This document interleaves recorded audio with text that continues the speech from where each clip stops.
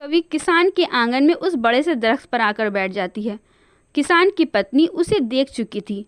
बदमाश कवि हमेशा आती है और कुछ न कुछ खाकर भाग जाती है। बदमाश कवि, मैंने तुम्हें देख लिया है। कल तुम मेरे बेटे का फ्रेंच फ्राइज लेकर भाग गए थी। आज मैं तुम्हें ऐसे जाने नहीं दूंगी। तुम फिर से कुछ खाने आई हो ना, अभी तुम्हें मज़ा चखाती हूँ। किसान की बीवी फ्रेंच फ्राइज में पेट खराब होने वाली दवा के कुछ कतरे डाल देती है और ले जाकर उसे आंगन में रख देती है। गौरी कवि आती है और फ्रेंच फ्राइज लेकर वहां से भाग जाती है। दोनों गौरी आह, कितनी अच्छी खुशबू। आह हा, काश कि मैं ये खा पाता। पता नहीं चीकू आज क्या खा रहा है, इसकी खुशबू तो बहुत ही मजे की है। काश कि मैं ये खा पाता, बट मुझे तो पता नहीं इसका नाम क्या है। शाम के टाइम किसान का बेटा चीकू अपने आंगन में बैठा फ्रेंच फ्राइज खा रहा था। किसान के आंगन में एक बहुत बड़ा सा दरख्त था जिसके ऊपर कालू कौवा बैठा हुआ था। फ्रेंच फ्राइज की खुशबू कालू कौवा के नाक में जा रही थी, जिससे वो बहुत ललचाता है। वाह, कितनी अच्छी खुशबू आ रही है। काश कि मैं ये खा पाता। ये इंसान कितने मजे मजे की चीज खाते हैं। इस चीज से तो बहुत अच्छी खुशबू आ रही है। मुझे तो इसका नाम भी नहीं पता ये है क्या, मगर खुशबू तो बड़ी मजे की आ रही है। मेरे मुंह से तो पानी आ रहा है। वाह, आज मम्मी ने कितना मजे का फ्रेंच फ्राइज बनाया है।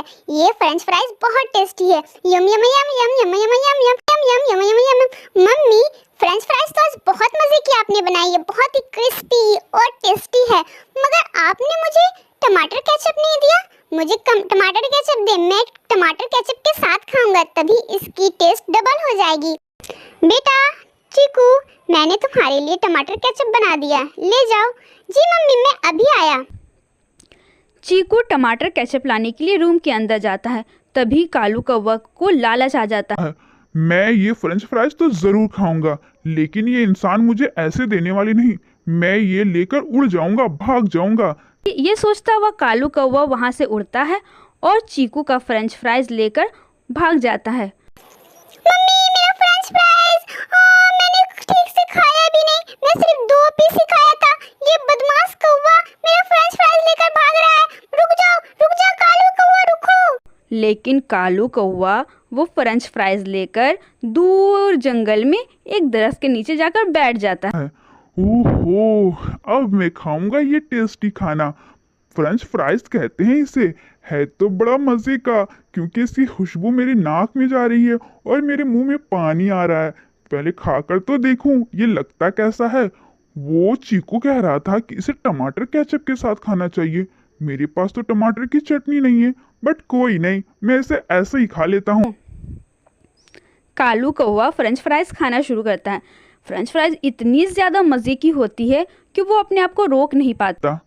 ओह, मैं ये अपने आप को इसे खाने से कैसे रोकूं? ये तो बहुत ही ज्यादा टेस्टी है। मगर वो गौरी मुझसे लड़ेगी। मैंने उससे प्रॉमिस किया है कि मैं इंसानों की बस्ती से उसके लिए कोई खाना लेकर जाऊंगा। क्या करूं? भाड़ में जाए गौरी कवि, मैं तो ये अकेला ही खा जाऊंगा। ऐसा सोचते हुए कालू कौवा पूरा फ्रेंच फ्राइज अकेला खा लेता है और गौरी कवि के लिए सूखे दाने लेकर चला जाता है। जब शाम को कालू कौवा घर पहुंचता है तो गौरी कवि उससे पूछती है, कालू जी, आज आप मेरे लिए इंसानों की बस्ती से मजे मजे के खाने लाने के लिए गए थे, कुछ लेकर नहीं आए? गौरी क्या कहूँ, इंसान बहुत लालची हो गए हैं। सब अकेला खुद ही खाते हैं। हम पक्षियों के बारे में कोई कुछ नहीं सोचता। कुछ भी मुझे नहीं मिला उस इंसानों की बस्ती में। पूरा दिन मैं यहाँ वहाँ घूमता रहा। आखिर में मैं तुम्हारे लिए ये दाने लाया हूँ। लो, तुम इसे खा लो। बस ये दाना, वो भी सूखा हुआ? हाँ गौरी, क्या करूँ? तो तुम नहीं खाओगे कालू जी? नहीं गौरी, मैं बहुत थक गया हूँ, मुझे नींद आ रही है। कालू कौवा सो जाता। गौरी कवि भी अनाज का दाना खाकर सो जाती है। मगर कालू कौवा को नींद में बोलने की बहुत बुरी आदत थी। वो नींद में बोलने लगता है, वाह, ये फ्रेंच फ्राइज कितना ज्यादा टेस्टी है। इसे मैं टमाटर केचप के साथ खाऊंगा। वाह, बहुत मजा। तभी तो कहते हैं इंसान बहुत मजे मजे की चीज बनाता है। एक मेरी बीवी है, खाना भी बनाना नहीं आता है। हमेशा मुझसे कहती है इंसानों की बस्ती से कुछ लेकर आओ। मैं कभी उसे ले जाकर कुछ नहीं दूंगा। गौरी कवि की नींद खुल जाती है। ओ कालू, तुम बहुत बदमाश हो। मुझसे कहा कि इंसानों की बस्ती में मुझे कुछ खाने को नहीं मिला और खुद फ्रेंच फ्राइज खाकर आ रहे हो। अब मैं जाऊंगी कल इंसानों की बस्ती और मैं खाऊंगी इंसानों का मजे मजे का खाना। अगले दिन सुबह जब कालू कौवा कहता है, अच्छा गौरी, मैं जा रहा हूँ इंसानों की बस्ती। आज शायद मैं तुम्हारे लिए कुछ ले। नहीं नहीं कालू जी, आज आप मत जाओ, आज मैं जाती हूँ। कल तो आप पूरा दिन ढूंढ कर थक गए, शायद आज मुझे कुछ मिल जाए और आप जाओ जंगल। जंगल से सूखी लकड़ियाँ लाना, घोंसले की मरम्मत करना है और कुछ दाना भी ले आना। ऐसा कहकर गौरी कभी वहाँ से चली जाती है। रास्ते में उसे मुनमुन चिड़िया मिलती है। मुनमुन चिड़िया, तुम यहाँ बैठी हुई क्या कर रही हो? गौरी बहन, मुझे भूख बहुत तेज की लगी है, मैं अपने लिए कुछ दाना ढूंढने के लिए आई हूँ। अच्छा, मुझे भी भूख बहुत तेज की लगी है, मगर मैं आज जा रही हूँ इंसानों की बस्ती। चलो मेरे साथ, वहाँ से कुछ मजे का खाना खाते हैं। हाँ गौरी बहन, ठीक है चलिए, लेकिन इंसानों की बस्ती में हमें जो भी मिलेगा हम दोनों मिल बांट कर खाएंगे। हाँ हाँ, तुम सही कह रही हो मुनमुन चिड़िया। फिर गौरी कवि और मुनमुन चिड़िया इंसानों की बस्ती के साइड आते हैं। फिर मुनमुन चिड़िया गौरी कवि से कहती है, गौरी बहन, आप इस साइड जाएं, गांव की तरफ, और मैं इधर बाजार के साइड जाती हूँ। हम दोनों में से जिस किसी को जो भी चीज मिलेगा हम दोनों मिल बांट कर खाएंगे। हाँ हाँ, तुम तो सही कह रही हो। ठीक है, तुम भी तलाश करो और मैं भी ढूंढती हूँ। फिर मुनमुन चिड़िया बाजार के साइड जाती है। उसे एक हलवाई की दुकान के छत के ऊपर एक बहुत ही बड़ा सा लड्डू मिलता है। मुनमुन चिड़िया वो लड्डू देखकर बहुत खुश हो जाती है। वाह, शुक्र है मुझे ये लड्डू मिला। अब मगर मैं इसे अकेले तो नहीं खा सकती, क्योंकि मैंने गौरी कवि से प्रॉमिस किया है कि जो भी मिले हम दोनों बांट कर खाएंगे, तो मैं इसे गौरी कवि के साथ ही खाऊंगी। और दूसरी तरफ गौरी कवि किसान के आंगन में उस बड़े से दरख्त पर बैठती है। आज भी चीकू और उसकी मम्मी फ्रेंच फ्राइज बनाई थी।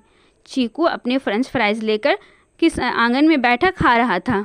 दूसरी तरफ गौरी कवि किसान के आंगन में उस बड़े से दरख्त पर आकर बैठ जाती है। किसान की पत्नी उसे देख चुकी थी। बदमाश कवि हमेशा आती है और कुछ न कुछ खाकर भाग जाती है। बदमाश कवि, मैंने तुम्हें देख लिया है। कल तुम मेरे बेटे का फ्रेंच फ्राइज लेकर भाग गए थी। आज मैं तुम्हें ऐसे जाने नहीं दूंगी। तुम फिर से कुछ खाने आई हो ना, अभी तुम्हें मज़ा चखाती हूँ। किसान की बीवी फ्रेंच फ्राइज में पेट खराब होने वाली दवा के कुछ कतरे डाल देती है और ले जाकर उसे आंगन में रख देती है। वाह, आहा, आहा, कितनी मीठी, कितनी अच्छी खुशबू। आहा, आहा, कितनी अच्छी खुशबू।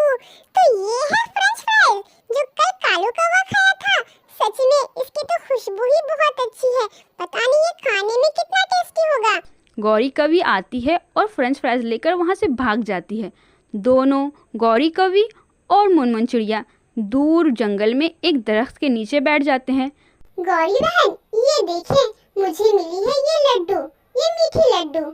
हाँ, मुझे मिला है फ्रेंच फ्राइज, ये क्रिस्पी फ्रेंच फ्राइज। चलो हम दोनों मिल बांट कर खाते हैं।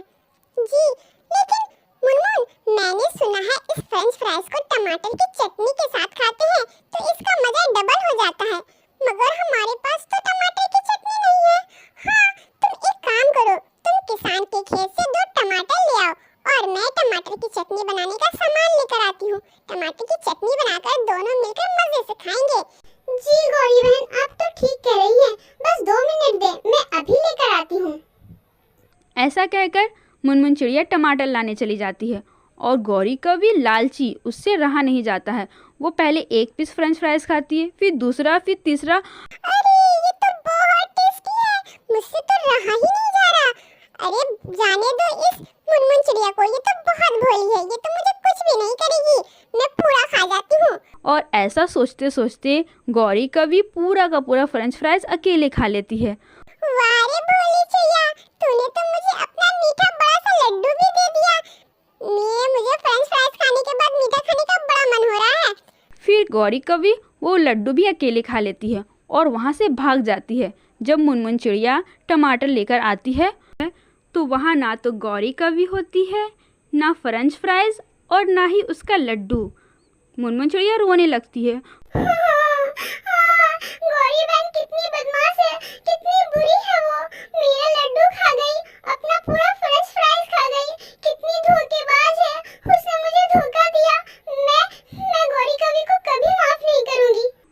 बुन चिड़िया रोती हुई अपने घर चली जाती है और वो सूखे हुए अनाज के दाने खाकर सो जाती है।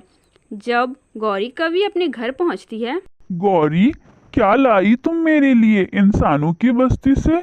कालू जी, क्या बताऊं आपको, पूरे दिन मैं इंसानों की बस्ती में यहाँ वहाँ भटकती रही, लेकिन जैसे कल तुम्हें कुछ नहीं मिला था, आज मुझे कुछ नहीं मिला। अभी गौरी ऐसा कह ही रही थी कि उसके पेट से गुड़गुड़ की आवाज़ आने लगती है। और गुड़गुड़ की आवाज़ आए भी क्यों ना, क्योंकि उसने तो पेट खराब होने वाली दवाई फ्रेंच फ्राइज में मिली हुई खा ली थी। गौरी दौड़ती हुई भागती हुई शौचालय की तरफ जाती है।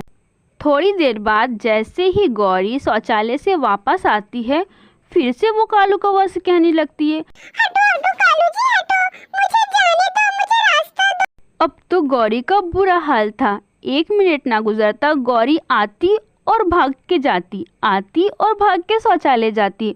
इस तरह बार बार शौचालय जाने की वजह से गौरी बहुत ज़्यादा कमज़ोर हो गई थी। बार बार शौचालय जाने की वजह से गौरी को बहुत कमज़ोरी हो जाती है और वो गिर जाती है। कालू कौवा कहता है, गौरी, मुझे बताओ भी तुम्हें क्या हुआ है? कालू जी, पहले तो आप मुझे ये बताएं, कल आपने फ्रेंच फ्राइज खाया था तो आपको कुछ हुआ था क्या? मतलब क्या? अरे बाबा, कल तुमने फ्रेंच फ्राइज खाया था तो क्या तुम्हारा भी पेट खराब हुआ था? क्या फ्रेंच फ्राइज? नहीं, मैंने तो फ्रेंच फ्राइज नहीं खाया। कालू जी, झूठ मत बोलो, मुझे पता है कल तुम सपने में बड़बड़ा रहे थे।